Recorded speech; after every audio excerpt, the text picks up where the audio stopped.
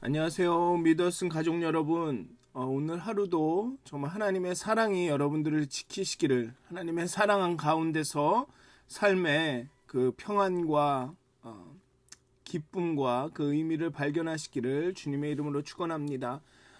우리 사도신경 하심으로 9월 1일 금요일 새벽 예배를 시작하도록 하겠습니다.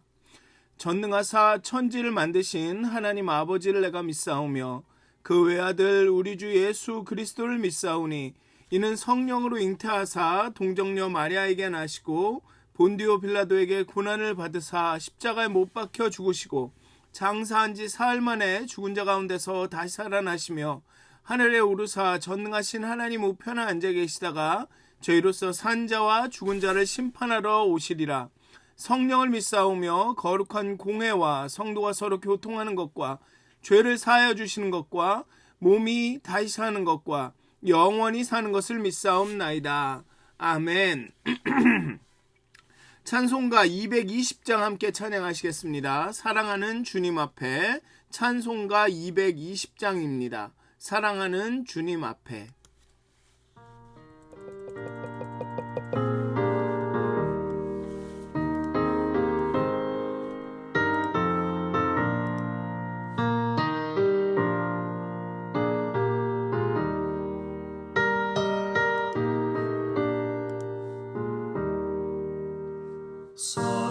사랑하는 주님 앞에 형제 자매 한 자리에 그 시간에 생각하니며 즐거운 찬송 부르네. 내 주 예수 오늘 받아 모든 사랑 내 몸같이 환난 근심 위로하고 진심으로 사랑하세. 사랑하는 주님 앞에 맞춰서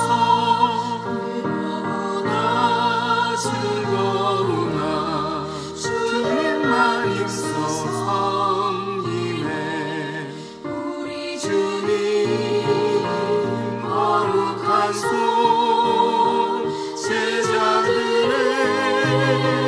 바르시소 남 섬기는 종의 도를 몸소행에 보이셨네.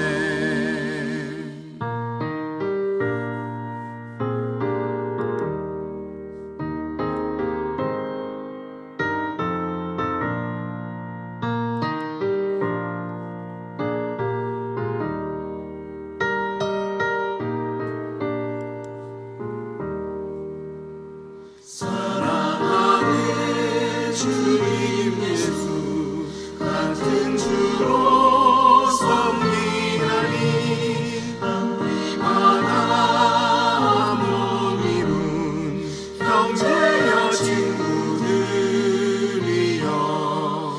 한 몸같이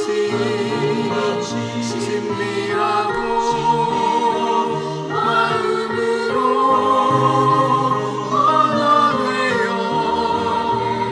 우리 주님 크신 뜻을 지성으로 준행하세.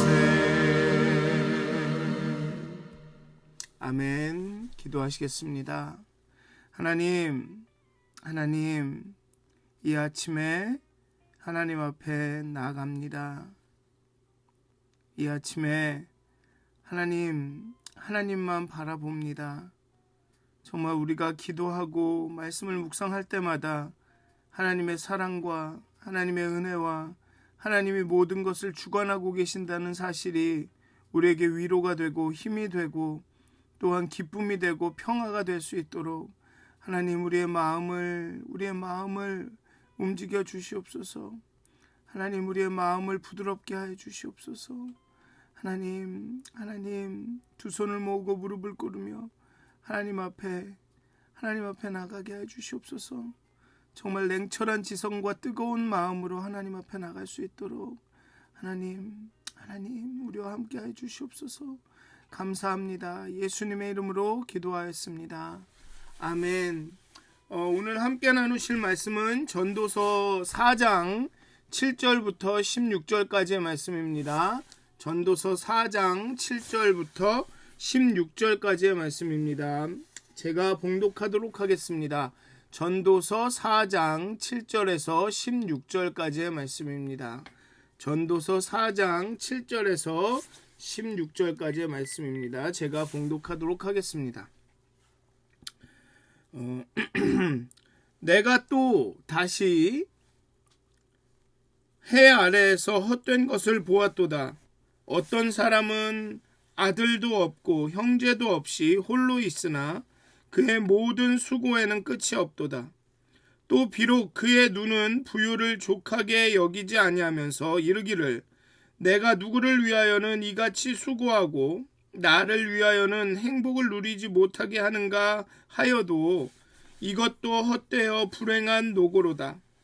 두 사람이 한 사람보다 나음은 그들이 수고함으로 좋은 상을 얻을 것임이라. 혹시 그들이 넘어지면 하나가 그 동물을 붙들어 일으키려니와 홀로 있어 넘어지고 붙들어 일으킬 자가 없는 자에게는 화가 있으리라. 또 두 사람이 함께 누우면 따뜻하거니와 한 사람이면 어찌 따뜻하랴. 한 사람이면 패하겠거니와 두 사람이면 맞설 수 있나니 세 겹줄은 쉽게 끊어지지 아니하니라. 가난하여도 지혜로운 젊은이가 늙고 둔하여 경고를 더 받을 줄 모르는 왕보다 나으니 그는 자기의 나라에서 가난하게 태어났을지라도 감옥에서 나와 왕이 되었음이니라.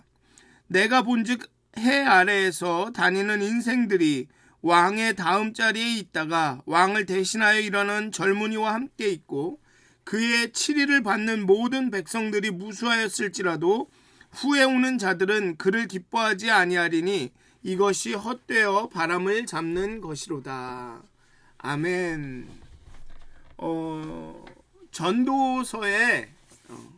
전도서는 항상 이 반성적 지혜에 대해서 이야기합니다. 즉 기존의 규범적인 질서와 규범적인 지혜를 약간 다른 관점에서 보는 규범적 지혜와 그 규범적 질서에 항상 예외가 있음을 이야기하는, 왜냐하면 그 규범적 지혜를, 규범적 질서를 하나님이 만드셨을지라도 하나님은 그보다 더 위에 계시기 때문에, 즉 하나님이 그 규범적 질서와 규범적 지혜에 뭐라 그럴까요? 통제를 그 아래 있는 것이 아니기 때문에 항상 하나님이 하시는 일에는 우리가 알 수 없는 그 무엇인가가 있다.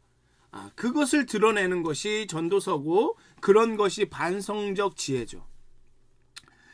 전도서의 오늘 본문에도 그런 전도서의 그런 반성적 지혜가 잘 드러납니다. 헤벨이라는 잠시 존재했다가 잠시 사라지는 그 영원이라는 것에 비하면 그 헤벨이라는 인간 존재의 한계가 영원, 올람의 규범을 이해하지 못하고 파악하지 못할 때 어떻게 사는 것이 지혜인가라는 것을 보여줍니다.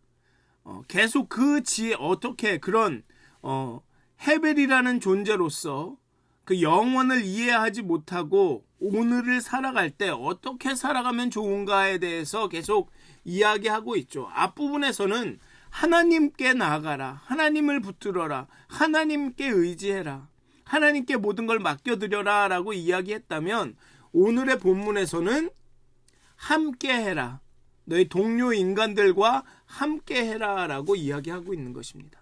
넘어질 때와 추울 때, 패할 때와 끊어질 때를 대비해 둘 혹은 그 이상이 함께 있으면서 서로 돕는 것이 지혜다라고 이야기하고 있습니다. 왜냐하면 누구나 넘어질 수 있고 누구나 추울 때가 오고 누구나 실패할 수 있고 누구나 끊어질 수 있기 때문에 그렇습니다. 이게 또 규범적 지혜랑 다른 거죠. 규범적 지혜, 잠언에서는 지혜롭고 의롭고 선한 사람들은 넘어지지 않고 죽지 않고 패하지 않고 끊어지지 않는다고 말하고 있기 때문에 그렇습니다. 그런데 전도서는 누구나 의롭고 선한 사람도 넘어질 수 있고 추울 수도 있고 패할 수도 있고 끊어질 수 있기 때문에 함께 해야 한다는 겁니다. 보통은 의롭고 나만 의롭고 선하고 지혜롭게 살면 돼 라고 생각하기 마련이죠. 그런데 오늘의 전도서는 함께 해야 한다고 이야기합니다. 하나님께서 정하신 패턴, 규범, 질서를 잘 알고 미래를 대비하는 것이 규범적인 지혜라면 지혜와 지식을 구하고 선을 행하고 의를 행하면서 다음을 내일을 준비해라 라는 것이 규범적 지혜라면 전도서는 그 규범적인 패턴을 규범적인 지혜를 하나님이 정하신 것들 그 때와 기한을 알지 못한다라는 것을 전제로 하고 그런 상황 가운데 어떻게 살아가는 것이 지혜로운 것인가를 이야기하고 있습니다. 그게 반성적 지혜인 거죠. 잠언에서는 넘어지고 패하는 것은 악한 것, 무지한 것의 결과입니다. 의인과 지혜자는 넘어지지 않고 패하지 않습니다. 그러나 전도서의 반성적인 지혜는 불행과 실패가 인과응보의 원리에 따라서 발생하는 일이 아니기 때문에 하나님에게 있는 일이기 때문에 하나님이 그 때와 기한을 정하시기 때문에 누구나 넘어질 수 있고 언제든 패할 수 있음을 염두에 두고 살아가는 것이 지혜라고 말하는 겁니다. 전도서는 하나님의 원리가 없다고 말하는 것이 아니라 세상이 무질서하게 운영되고 있다고 말하는 것이 아니라 하나님이 다스리시고 하나님의 원리가 지배하고 있으나 우리가 헤벨인 우리가 그 하나님의 원리와 하나님의 지배를 온전히 파악할 수 없다는 것입니다. 그렇기 때문에 하나님을 의지해야 되고 우리 동료 인간과 함께 살아가야 된다는 것입니다. 2장에서 보면 수고하고 노력하는 것이 다 헛되다라고 말합니다. 왜? 그 결과를 다음 세대에 물려주는 것이 그 다음 세대의 입장에서는 인과응보의 원리가 아니기 때문에 갖은 수고와 노력을 다한 후에 그 결과를 다음 세대에 물려주는 것이 헛되다라고 말하는 것입니다. 왜? 다음 세대 입장에서는 자기가 노력하고 수고해서 얻는 게 아니기 때문에 그렇습니다. 그러니 인과응보의 원리가 거기에 적용되지 않는다. 그러니까 모든 것들이 헛되다 라고 말했죠. 그런데 아마도 거기에 대해서 반론을 한 사람이 있을 것입니다. 아니, 후손을 위해서 열심히 일해서 그 결과를 후손이 누린다면 그 사람에게 행복하고 그러면 그게 바로 인과응보가 아닌가. 후손에게 그 결과를 물려주는 것이 어찌 허무한 일인가, 헛된 일인가. 그런 아마 반론을 제기한 사람들이 있을 것입니다. 그에 대해서 아마 전도자는 그것이 사실일지라도 그게 맞다고 해도 인과응보가 적용되지 않는 한 가지 예가 있다면 그 인과응보를 절대적으로 적용하는 것은 어렵다라면서 그 한 가지 예를 드는 거죠. 그렇다면 남겨줄 누군가가 그 후손이 없는 그런 사람들에게는 어떻게 되는 것인가? 아무리 수고하고 노력해서 그 결과를 자기가 누리지 못하지만 그래도 후손이 누려라 하고 후손에게 물려줄 수 있는 그런 후손이 없는 사람에게는 어떻게 되는 것인가? 게다가 친구도 친척도 없고 유일한 낙이라고는 재산 모으는 것밖에 없는 사람들은 어떻게 할 것인가? 하면서 그런 사람들을 소개합니다. 어떤 사람들은 아들도 없고 형제도 없이 홀로 있으나 그의 모든 수고에는 끝이 없도다. 물려줄 사람도 없는데 죽어라 하고 노력하고 수고합니다. 게다가 그의 눈은 부요를 족하게 여기지 않는다.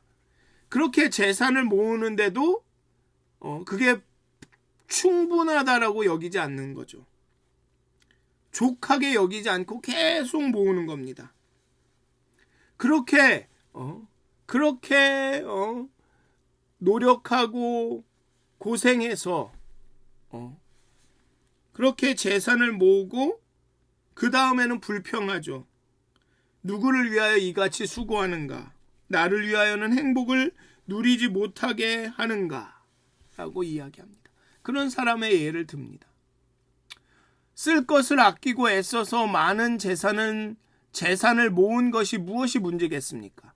그것도 질서라면 질서죠. 노력한 만큼 대가를 받는 것입니다. 하지만 그렇게 누리지 못하고 재산을 모으기만 하다가는 내가 누구를 위해 고생하고 누구를 위해 먹을 것 입을 것을 아끼며 살았는가 하며 탄식할 날이 올 것입니다. 자신도 누리지 못하고 후손도 누리지 못하면 도대체 왜 수고하는 것인가? 신경 쓸 관계가 없어서 혼자가 좋았을지 모르지만 가진 것을 독차지할 뿐 즐거움을 나눌 사람이 없다면 불행 중에 불행이죠. 이게 악입니다. 너무나도 불행한 일이라서 전도자는 여기 솔로몬은 이것을 악으로 얘기합니다. 재물을 많이 모으는 사람이 부자가 아니라 함께한 사연이 많은 사람이 부자죠. 함께한 사람이 많은 사람이 부자입니다. 아프지 않을 만큼만 사랑한 사람은 아무에게서도 내 아픔을 치료해 줄 만큼의 사랑을 받지 못할 거죠. 함께 한다라는 게 중요합니다. 오늘의 본문은 그래서 함께한 그런 허무함 가운데, 그런 헤벨의 인생 가운데, 헛되다 하는 가운데 함께하는 사람이 중요하다라는 겁니다.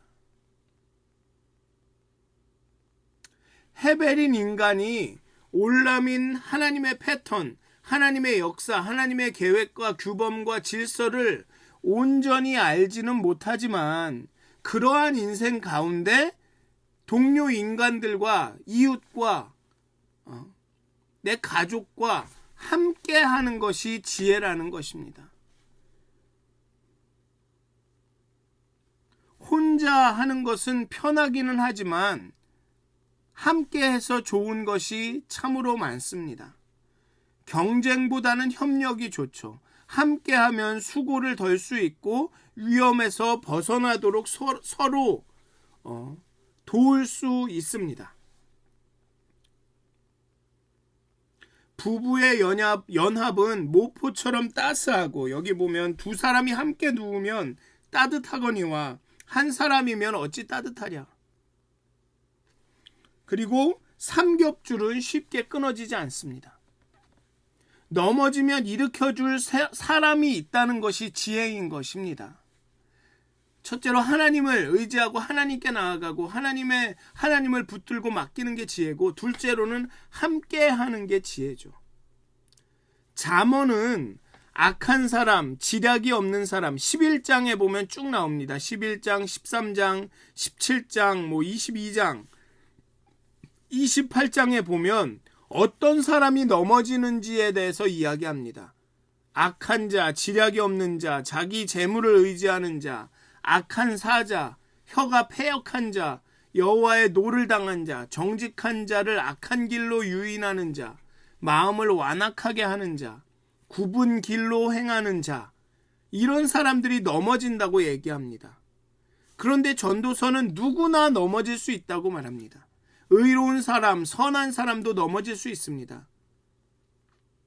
하나님께서 복을 주실 수도 있고 화를 주실 수도 있고, 하나님께서 주시기도 하시고 거두시기도 하시는데, 이것은 하나님의 절대 주권, 하나님의 자유에 따르는 것이지 인간의 선악이 하나님의 운행을 결정하고 제한하는 것이 아니라는, 그런 욥기의 이야기들, 욥의 항변이 전도서의 반성적인 지혜와 궤를 같이 합니다. 함께 해야 합니다. 나만 잘 된다? 나만 잘 되면 끝이다? 내가 넘어질 때가 있다는 겁니다. 내가 넘어질 때가 있다는 거죠. 남을 이기고 나만, 내 부서만, 내 가족만, 내 교회만 잘 되어야 한다고 부추기는 이런 세상의 악한 문화를 경계해야 합니다. 나만 잘 살면 아무 문제가 없다는 태도는 나만 악한 일 안 하고 나만 지혜를 갖고 나만 패역하지 않고 나만 정직하게 가고 그래서 잠언의 말씀대로 나만 생명과 평안을 누리고 넘어지지 않으면 된다 라는 태도는 전도서적이지 않습니다. 왜냐하면 나도 넘어질 수 있기 때문에 그렇습니다. 승자와 패자를 만드는 문화가 아니라 내가 살아야 내가 사니 너를 위해 내가 죽겠다. 그것이 너와 내가 모두 사는 길이다 라고 말할 수 있는 그런 문화가 형성이 돼야 하는 겁니다. 누구나 넘어질 수 있습니다. 누구나 아플 수 있습니다. 누구나 실패할 수 있습니다. 믿음이 좋건 나쁘건 선하건 의롭건 악하건 상관없이 누구나 넘어질 수 있습니다. 제가 20대 초반까지 그렇게 살았습니다. 교회 가서 열심히 기도하고 하나님 말씀만 잘 듣고 공부 열심히 해서 서울대 가고 좋은 직장 가고 남들이 어떻게 되든 상관없이 나만 그냥 하나님의 뜻만 붙들고 이렇게 살면 된다. 그게 저였습니다. 주변의 사람들, 물론 사람들하고 만나고 재밌게 놀고 친하게 지냈지만 관심이 없었습니다. 그들은 그들의 라이프고 나는 나만 하나님 앞에 바로 서면 된다. 나만 하나님 마음에 들면 난 안 넘어질 거야. 나에겐 어려움이 오지 않을 거야. 나는 그렇게 승승장구할 거야. 그러니 나만 잘하면 돼. 그게 저였습니다. 그러다가 20대 초반에 큰 실패를 경험하죠. 처음으로 1등이 아니라 꼴등을 합니다. 이게 굉장히 비유적인 표현입니다만 그때까지는 실패라는 경험을 못했다가 20대 초반에 실패를 하죠. 그렇게 열심히 교회 생활하고 하나님 섬기고 선하고 의롭게 지혜롭게 살려고 노력하고 그랬는데 실패했습니다. 그때 모든 생각이 바뀌었죠. 인생관이 바뀐 거죠. 그리고 그 일로 인해서 제가 여기까지 이르게 된 겁니다. 누구에게나 실패는 옵니다. 누구나 넘어집니다. 그렇기 때문에 함께 해야 되는 거죠. 그게 오늘 전도서의 이야기입니다. 그러면서 이제 왕의 이야기가 나옵니다. 왕의 이야기가.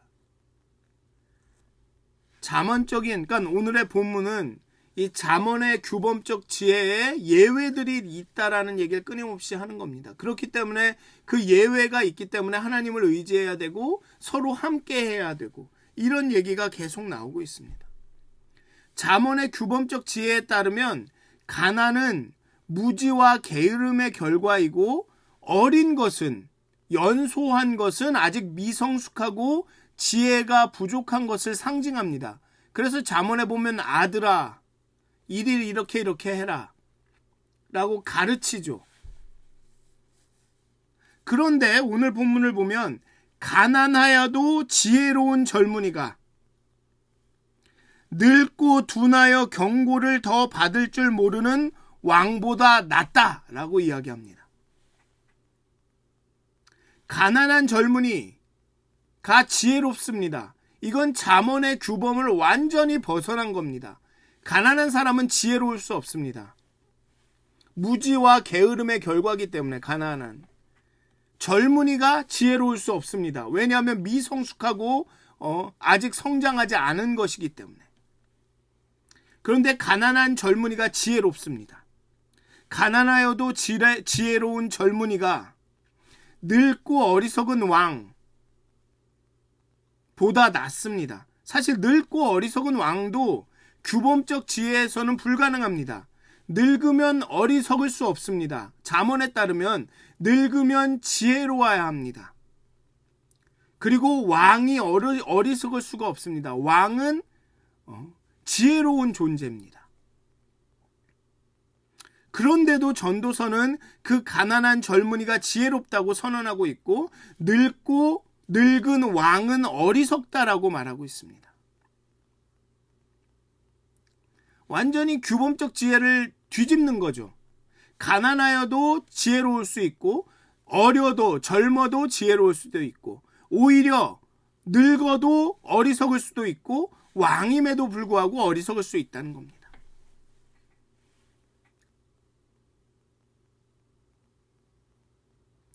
나이가 들면 지혜로워져야 하는 것이 잠언의 이치인데 그렇지 않은 경우도 있다는 겁니다. 나이만 들었지 노인이지 어른이 아닌 경우가 많다는 거죠.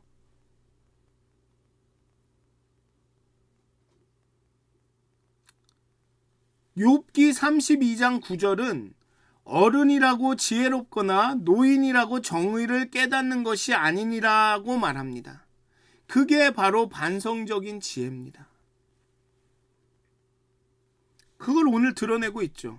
가난하여도 지혜로운 젊은이가 늙고 둔하여 경고를 더 받을 줄 모르는, 듣지를 않는 그런 왕보다 낫다.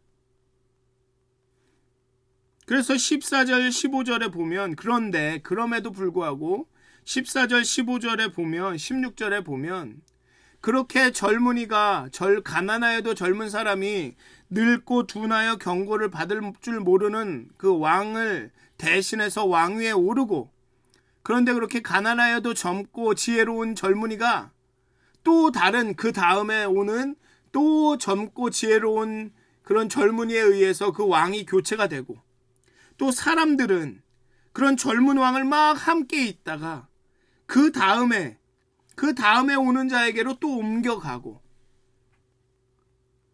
결국은 그 모두가 바람잡는 일이라는 겁니다. 왕이 어떤 권력이나 힘이 아니라 지혜로움으로 자신들의 가난하고 젊고 미성숙해도 지혜로움으로 왕이 됐을지라도 결국은 그게 또 교체가 되고 세상 권력은 바뀌고 사람들은 또 새로운 권력을 늘 찾는다는 거죠. 이렇게 가난하여도 지혜로운 젊은이가 왕권을 잡았을 때 와 새롭다, 와 새로운 왕이 우리를 다스린다 했을지라도 금세 또 다른 새로운 왕을 찾는다는 겁니다. 왕의 지혜와 명성과 영광도 오래가지 못한다는 거죠. 다 헛되다라는 겁니다. 충고를 싫어하는 늙은 왕도, 대중의 인기를 얻은 지혜로운 왕도 마지막에 운명은 같다는 것입니다. 아무리 탁월하고 경륜 있는 왕도 대신 일어난 젊은 왕의 감옥에 있던 왕에 의해 잊혀지고, 온갖 인기를 독차지한 젊은 왕도 후대 사람들에게는 기억이 되지 못할 것입니다. 쉴 새 없이 변하는 정책과 지도자와 사상 속에서 우리가 잘 분별하여 한결같이 마음 둘 곳을 찾기가 얼마나 어렵습니까? 세상에서는 기대와 실망을 반복할 수밖에 없습니다. 그게 세상 권력이든 아니면 그게 재산이든 부든 명예든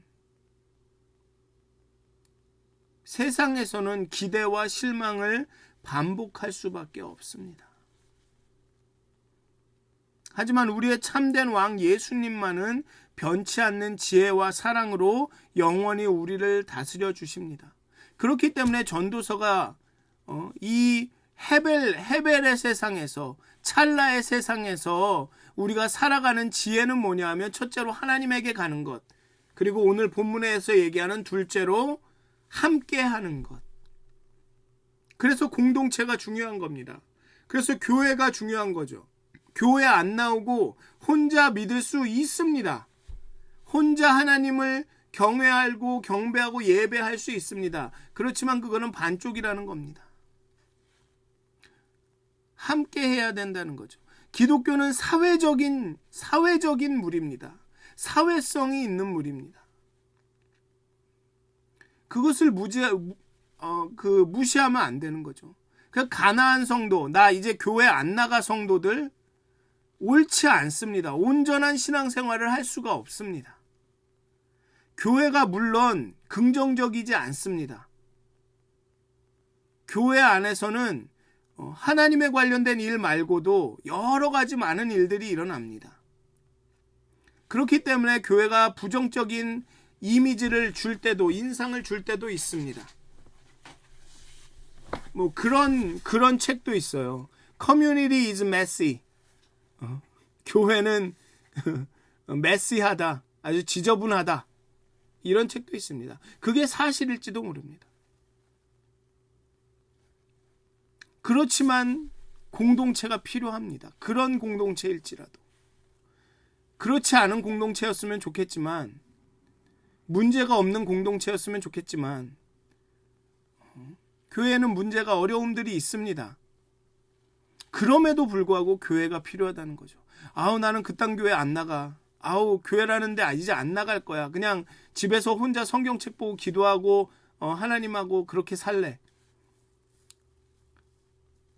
그게 불가능하다는 거죠. 왜냐하면 하나님의 예수 그리스도의 마지막 명령도 그렇고 하나님의 그런 관계의 방향은 항상 두 가지, 수직과 수평의 방향으로 가기 때문에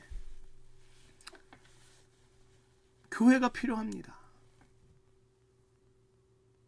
교회에 오셔야 합니다. 교회에 와서 사람들을 사귀고 교제해야 합니다. 그게 어려울지라도 힘들지라도 그렇게 해야 합니다. 그 가운데서 우리의 신앙이 연습이 되는 겁니다. 여러분들의 신앙이, 믿음이 어떻게 증거가 되겠습니까? 행동으로 어떻게 나타나겠습니까? 공동체에서 나타납니다. 그냥 어디 선교 헌금 보내는 거? 그게 나는 믿음의 행동을 했다? 그건 성경이 보여주고 있는 것하고는 다른 문제입니다. 그랬다면 성경 여기저기에 연보를 보내라, 헌금을 해라, 그런 말들로 가득 찼겠죠. 봉사활동을 해라, 뭐 이런 말들로 가득 찼겠죠. 근데 성경을 가득 메우고 있는 한마음으로 뜻을 품고 교회를 세워라, 사랑해라, 원수를 사랑하라, 이런 말들로 가득 차 있습니다. 우리는 함께 해야 하는 존재입니다. 그게 뭐 쉽고 좋다란 얘기는 아닙니다. 불편하고 어렵고 힘들지라도 우리는 함께 해야 하는 존재입니다. 교회는 그런 곳입니다. 불완전한 사람들이 완전하게 환영받는 곳이, 완전하게 함께하는 곳이 교회입니다. 사랑하는 믿었은 가족 여러분, 하나님께 나아가시고 하나님의 사랑이 우리를 사로잡으면 우리는 함께 할 수 있습니다. 하나님의 사랑이 우리 가운데 충만히 넘치면 우리는 함께 할 수 있습니다. 그것이 바로 오늘을 살아가는 지혜입니다. 허무하고 헛되고 헤벨의 삶을 살아가는 그것이 지혜입니다. 사랑하는 믿었은 가족 여러분, 정말 하나님의 사랑이 여러분들 가운데 충만히 거하고 여러분들을 사로잡아 정말 우리 교회가 함께 할 수 있는 그런 교회가 되기를 주님의 이름으로 축원드립니다. 기도하시겠습니다. 하나님, 정말 헛되고 허무하고 쓸데없고 정말 안개와 바람처럼 이슬처럼 잠시 존재했다 사라지는, 영원을 보지만 영원을 이해할 수 없는 그런 인생을 살아가는 우리가 오직 하나님으로 인해서, 하나님께 나아감으로 인해서, 또 하나님께서 하나님으로부터 나온 하나님이 내신 그 우리 인간 동료들과 함께함으로 인해 정말 이 세상을, 정말로 허무하고 헛된 이 세상을 살아갈 힘과 용기를 얻을 수 있도록 하나님 그리스도의 사랑이 우리를 사로잡게 하여 주시고 우리 가운데 하나님의 사랑이 충만히 넘쳐서 그 사랑으로 우리가 함께 할 수 있는 그런 교회가 되도록, 그런 가정이 되도록, 그런 성도들이 되도록 하나님께서 하나님의 사랑을 부어 주시옵소서. 감사합니다. 예수님의 이름으로 기도하였습니다. 아멘. 하늘에 계신 우리 아버지여, 이름이 거룩히 여김을 받으시오며 나라가 임하옵시며 뜻이 하늘에서 이루어진 것 같이 땅에서도 이루어지이다. 오늘 우리에게 일용할 양식을 주시옵고 우리가 우리에게 죄 지은 자를 사하여 준 것 같이 우리의 죄를 사하여 주옵시고 우리를 시험에 들게 하지 마옵시고 다만 악에서 구하옵소서. 나라와 권세와 영광이 아버지께 영원히 쌓옵나이다. 아멘. 오늘도 행복한 하루가 되시길 기도합니다.